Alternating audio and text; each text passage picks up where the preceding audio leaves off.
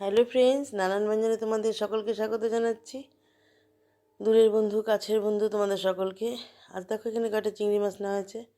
এই মাছগুলোকে এখন ধুয়ে ছুলে নেব। আর এখানে দেখো মাছগুলোকে এখন কেচি দিয়ে কেটে নিচ্ছি।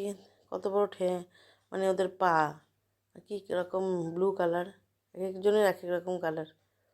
তো সব মাছগুলোকে কেটে নিয়ে এখন এইভাবে এখন এর মধ্যে লবণ হলুদ দিয়ে দিচ্ছি আর সরষের তেল দিয়ে দেবো। এখানে আলু সিদ্ধ করব। আর এই যে কাঁঠাল আমি কেটে নিয়েছি আর একটুকুন বেঁচে আছে। তো এইভাবেই কেটে এইভাবেই কেটে আনছে। তো এখন কাটা কাঁঠালগুলোকে এইভাবে ছোটো করে টুকরো করে কেটে নিয়ে আর সিদ্ধ করতে বসিয়েছি ধুয়ে নিয়ে। এখন এর মধ্যে লবণ হলুদ দিয়ে দিলাম আর সরষের তেল দিয়ে দিয়েছি। আর এদিকে সিদ্ধ হচ্ছে এটা। এখন আমি এদিকে মাছগুলোকে ভেজে নিচ্ছি। তো মাছগুলোকে আমি লাল লাল করে ভাজবো।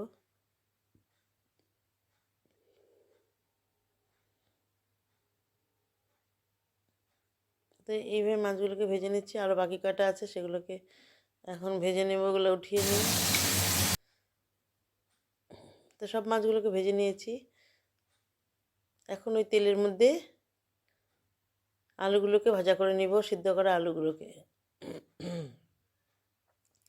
সিদ্ধ করা আলুগুলোকে আমি এখন ভেজে নিচ্ছি লবণ হলুদ দিয়ে।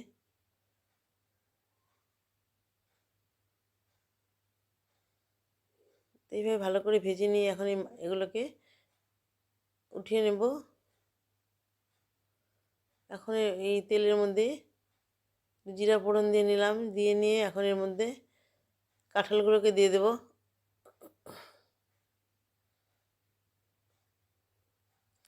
মাছগুলো একটু বেশি ভাজা হয়ে গেছে। এখন এর মধ্যে কাঁঠালগুলোকে দিয়ে দিচ্ছি।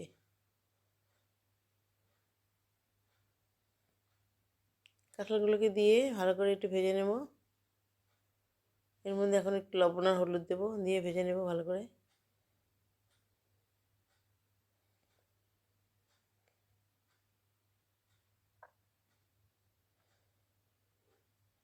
এইভাবে লবণ হলুদ দিয়ে ভালো করে ভেজে উঠিয়ে নিয়েছি। এখন দেখো কড়াইতে একটু তেল দিয়ে এর মধ্যে তেজপাতা, এলাচ, দারচিনি, লং সব দিয়ে দিলাম।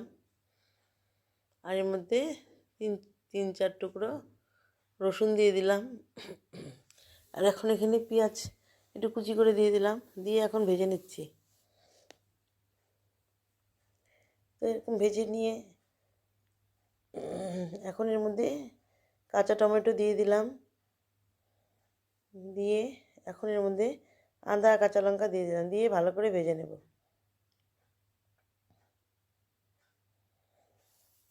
এইভাবে মশলাটাকে ভালো করে ভেজে নিয়ে এখন এর মধ্যে পেঁয়াজের পেস্টটা দিয়ে দিলাম। পেঁয়াজের পেস্টটা মিশিয়ে নিয়ে এখন এটা ভালো করে একটু ভেজে নেব। ততক্ষণ এর মধ্যে লবণ আর হলুদটা দিয়ে দিচ্ছি। আর এদিকে লঙ্কার গুঁড়ো, জিরে গুঁড়ো, ধনে গুঁড়ো দিয়ে দিলাম, দিয়ে ভালো করে মিশিয়ে নিচ্ছি। মিশিয়ে নিয়ে একদম মশলাটাকে ভালো করে ভেজে নেব।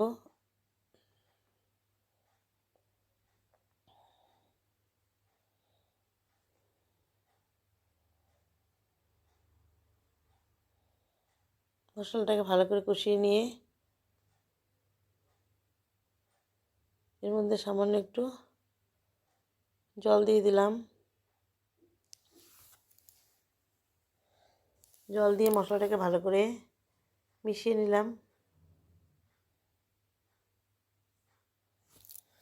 এই ভালো করে মিশিয়ে নিয়ে এর মধ্যে এখন কাঁঠাল আর আলুটাকে দিয়ে দেবো। তো কাঁঠালটাকে দিয়ে দিলাম, আলুটাকে দিয়ে দেবো।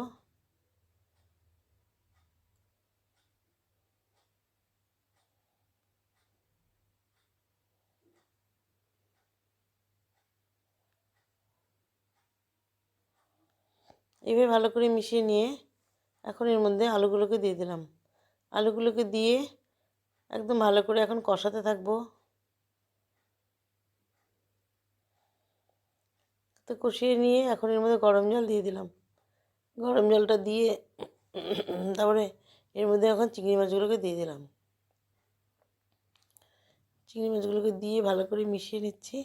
আর যে চিংড়ি মাছের মাথাগুলো আছে না, ওগুলোকে আমি একটু ভেজে নিয়ে তারপরে আমি ওটাকে বেটে নিয়েছি।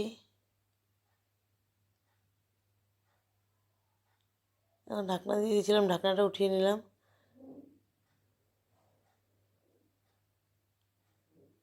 এখন এর মধ্যে যে আমি মিক্সচারে দিয়েছিলাম, দিয়ে তারপরে এর মধ্যে আর একটু জল দিয়ে এখন যে চিংড়ি মাছের মাথাগুলোকে ভেজে তারপরে এই জলটা এখন দিয়ে দিলাম, দিয়ে ভালো করে মশলার সাথে মিশিয়ে নিচ্ছি।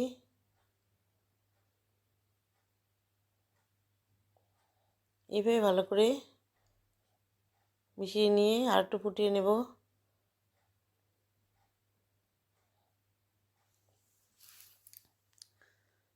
তারপরে এখন আমি একটু ঢেকেও দেবো।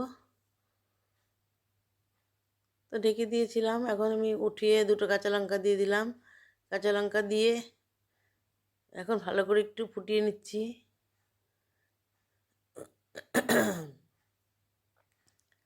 ফুটিয়ে নিয়ে এখন আর একটু ঢেকে দিয়ে তারপর আমি নামিয়ে নিব। তো সামান্য একটু চিনি দিয়ে দিলাম। তো এইভাবে বন্ধুরা আমার রান্নাটা প্রায় হয়ে গেল। তো এর মধ্যে আমি আর অন্য কিছু আর দেবো না, তাহলে ঘিটি আর দেবো না, তাহলে চিংড়ি মাছের গন্ধটা নষ্ট হয়ে যাবে। এখন আমি এটাকে উনুনটা অফ করে দিয়ে নামিয়ে নেব। বন্ধুরা তোমরা সবাই ভালো থেকো এবং সুস্থ থেকো, আমার পাশে থেকো।